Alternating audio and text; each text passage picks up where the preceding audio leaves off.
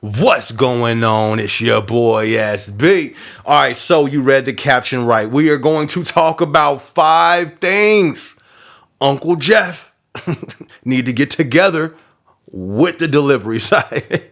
Now listen, I know we've been giving Amazon delivery some smoke the last few days, but y'all know I always got to be balanced. But after that video, I got some inboxes on the gram and some messages on the comment section of that video where we talked about the lawsuit with Amazon and them having to use the bathroom, all that stuff. Listen, one thing I want to say, and I still stand on as somebody who used to work for Amazon delivery, and I have vlogs of me doing a day in the life of an Amazon delivery driver. Check it out on my page. Before I talk about the 5 things Amazon delivery should fix, one thing I wanted to say, listen, I still think that it's not a terrible job.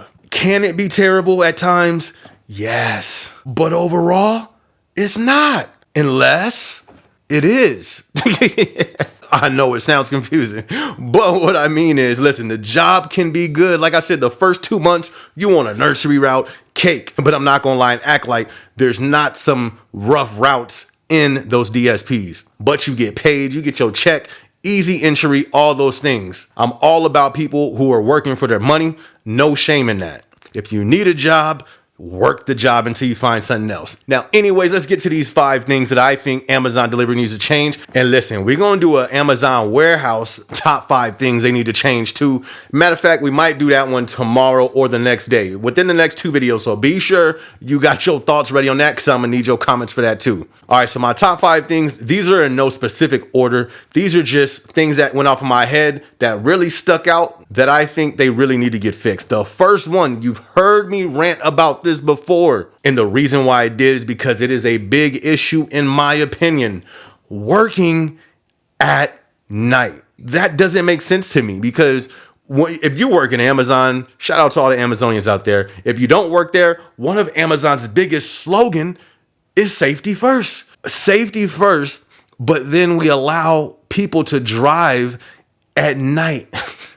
Big vans. Sometimes it's hard backing and maneuvering them things up in the daytime. At night, not only is it not safe for physical reasons and safety reasons, also even when it comes to your visibility for your own self, my productivity would slow down. I would probably say 30% at the least because addresses are no longer visible. You feel me? When I'm backing up, hold on, so I can drag this a whole 20 minutes. But when I'm backing up, you can't see if that's a tree or is that a bush or is that a grandma? You feel me? Like you can't tell. I shouldn't be hitting anything, but if I wanted to risk hitting a tree, I don't think I can hit that because I'm not sure if that's a human. Don't do that. Don't risk hitting no trees. But you know what I'm saying. Also, another thing I came across driving at night that was honestly low-key pretty scary, almost got me into an accident or almost maybe hit something, the glare. If you're riding at night and that stupid light in the back where you cuts on for you to see the packages, well, it don't got a switch. Or does it have a switch? It low-key, it does. I take that back. It does have a switch. But sometimes you press the button to cut it off and the door be swapping and all that stuff be flopping in the back. It cuts right back on. So when you're driving at night, at least me, this happened a few times while I'm driving at night, I'm making turns while I'm doing something, the door fly open, the lights on. Now I got this big old glare interfering with my vision on the windshield. It's super dark outside. I got this big old glare on the inside shining at that, and then that kind of messes with my vision. So it's just so many ways that I think safety is violated. You feel me? I literally can go on and on and on about the things that's not safe about working at night, but I'm gonna carry on. Well, hold on, one more. Another thing that I really didn't like, you're on personal property. I've had encounters of this. Walking onto somebody's property, they don't see the van, or so many cars in front of the house, I kind of got to go in front of the house, then walk back to the house. It's pitch dark. All they see is a 6'3" dude, 230 pounds walking up to them. Hey, what you doing on my property? Delivering your package. Oh, thanks, man. I thought you were, you thought I was what? I thought you was, UPS? Yeah. And I'm not going to just let somebody just take my life. You feel me? So I think that whole situation could be avoided. You didn't have to deliver at night. And those are just a few things that I gave as a perspective from a male. Can you imagine a female delivering at night? I can continue this list, but we'll stop it there. Top 2 thing I think Amazon delivery needs to change or needs to invest some of its time in and resources in would be unreliable equipment, whether it be a cell phone that don't charge and you don't figure out until you halfway on your route, try to plug it into the charger don't start charging. All of a sudden, you already know it's going to be a long day because now the thing going to die in about 45 minutes. You're going to have to wait for somebody to bring you a phone. You got to stay parked somewhere. You lose time on your route. I've never really come across unreliable vehicles. I never had any issues with the vehicles that I felt put my safety at risk, but I have come across some doors with stuff hanging off and, little things like that. At any job, this has been a pet peeve of mine because this happens at a lot of jobs. It's like, yo, how do you give me a job task and the tools needed don't work, or they be faulty, or GPS be jumping 2 streets down when it's over here telling me to go this way? I'd be like, yo, I'm finna throw this thing out the window and go home. Unreliable equipment, please. Amazon delivery, let's get that fixed. Just in case I gotta go back, let's make sure that's in order. Another thing Amazon delivery needs to change, in my opinion, group stops. Why? Because you lying. You lying. You getting my hopes up. I'm starting to shift off. My little thing said I got, you have 205 stops. Okay, bet. I know I can knock that out. Boom, boom, boom. I'm calculating. All right, if I do 5 stops per hour times this squared that, I'll be done by 6 p.m. Bet. Until I get to like the 20th stop. And then I have a group stop of 15. And what that means is that they will group stop 7 houses on the same street. They'll mark that down as 1 stop. So in reality, there's been times where they got my hopes up, had me planning my day out and everything. I start my shift off. Bet. How many stops? I can knock that out. Cool. Hey, boo. Oh, yeah. All right, bet. Boo. Oh, yeah. Next thing you know, 5 o'clock roll around. Hey, I ain't gonna make it. Man, they got me with the group stops.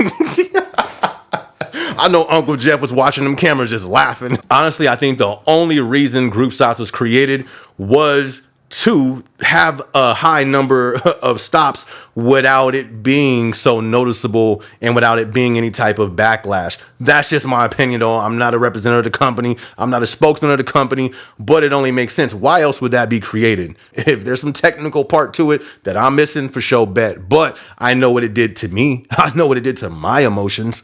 So that's something that they need to fix, at least so you can have a more realistic layout of your shift, and plan your day, all that type of stuff. So in my opinion, group stops should be changed, or at least put both of them, 205 stops with group stops, 907. Number 4, we've talked about this just yesterday, bathrooms. That's a fact. That bathroom situation has to be fixed. There has to be some adjustments made, but I'm not gonna lie, I don't know how that's gonna take place, but that's something that the team in corporate, that they should definitely sit down and come up with a plan to hash out that situation. And I don't want to get on that too much because we did that on yesterday's vlog. If you didn't see that, check that out. That's the video that I posted right before this one. And the last thing I think they need to change, and I have this for number 5 for my top 5 things I think Amazon delivery needs to change. And on the video that I'm doing, the top 5 things Amazon warehouse needs to change. This is on both of them because I think this is a Amazon thing. But I've talked to people from FedEx and other companies. This is a whole lot of company things, but I think Amazon's like the flagship in this position. The champion in this position holds the title for holding this down. Unrealistic expectations. I am about working hard. I'm about putting in work. But there was times and there were certain routes that I was on as a delivery driver. I was like, yo, this just isn't realistic. You want me to do these many stops in this rural area? It's so spaced out. And you want me to take my 30-minute break and 2 15-minute breaks and be done before the sun comes down and not go over a certain amount of time. I literally had that talk with one of my dispatchers one time, and this is what they said. And you'll hear this in warehouse and on the delivery side and other jobs, because it's like the people above you know it's low-key unrealistic, but somebody got to do it. The task still has to go out, but it'll usually go something like this. Yeah, I know. Just give it your best, man. You got this, man. And I'm just sitting there. You feel me? I'm like, because I know, and I know, and I know we all know, the boss know, his boss know, we all know this is an unrealistic thing going on, but we just going, okay, cool. I understand it's business. I just think there has to be some some type of work, some attention on certain unrealistic expectations. And then it's like, where do you find the balance? You know what I mean? In that situation, because for some people, it may not be unrealistic because they may just be a beast. But then for other people, it may be unrealistic because it's like their 100% is, is different and lower than somebody else's 100%. But even with all that, there were just certain routes that I was on, and I was literally like, there's no way. You feel me? There's no way. I'm talking calculus, you feel me? Algebra 3, basic math. I couldn't find the answers, the equation, nothing. And then that is where I think a lot of the cut corners, break somebody may break safety and it's looked away from. We know this route can't be done unless you don't take breaks or unless you're speeding. Or, you know what I mean? It's something you're going to have to do to bend it. We know, but we just going to look this way. This is in the warehouse. This is in other jobs as well. But hold up. I'm not a spokesman. I'm not a representative. This is a corporation. This is a company. This is a job. This is a workforce thing. How many times at any job have I had where they said, I want you to do this, and this? I'd be like, all right, cool. Anything else? Yeah. And this. Then they encourage you. You got this, man. You got this. I can do a whole video on unrealistic expectations. Y'all know I am not lying about that. But in another reason, besides the look away, that why that's always going to be there is because of this too. You have people who want to move up. So they are willing to do the unreasonable expectations with a smile and not complain about it because they want to move up. I was there. I was in that position. You know how many things I did that was a unrealistic expectation? But when you want to move up, your mind is different. I didn't care. There was literally a time when I remember they asked me to do something.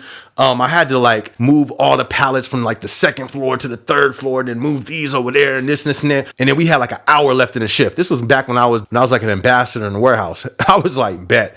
And then it started to walk away. He was like, hey, come here. I was like, what's up? He's like, you're not going to be able to get that done. I said, you want to see? And I was going to do it. I don't know how, but I was. That's how the mind works. I'm telling you, this thing is powerful. I would have got it done. But even they knew that was an unrealistic expectation. Anyways, I don't want to do a whole vlog on that because I could and I should. But just wanted to drop those few things since we just did a delivery vlog before this. I thought I might as well throw this one into the mix as well. If I miss something, drop it in the comment section. And then I'm also sometime this week going to do one on the warehouse side. So if you got some things that they need to change on the warehouse side, definitely note it down so you can drop it in the comment section for that video. If you guys like this video, be sure to hit that subscribe button. Be sure to like, be sure to hit the notification bell so you can see whenever I drop a new video. Also, we go live every Thursday at 7 p.m. And I'm also an artist. I go by the name of SB, make inspiration, motivation type music. Just dropped a new project called Dreams and Motivation and a single called I'm on My Grind. Both of those links will be in the description. If you want to check it out, be sure to go stream it and show your boy some support. Other than that, I'm going to catch you on the next video. It's your boy SB. Let's go. I'm on my grind. I'm on my grind. I'm on my grind. I'm on my grind. I'm on my grind. I'm on my grind. I get up, I get out and get to it. I'm on my grind. I'm on my grind. I'm on my grind. I'm on my grind. I get up, I get out and get to it. I'm on my grind. I'm on my grind.